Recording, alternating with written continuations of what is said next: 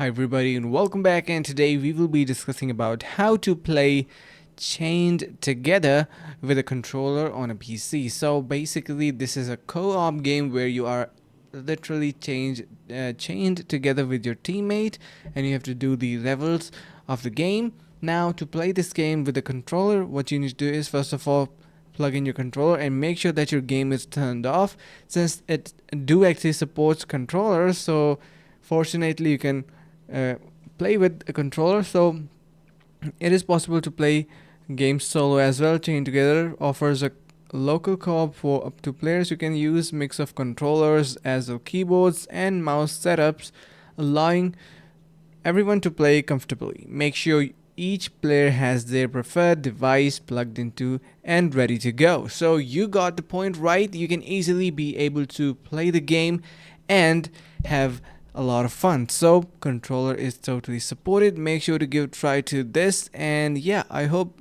to see you guys in the next video. If you have any question, you can let us know in the comments below. Stay tuned for more and see you around in the next videos.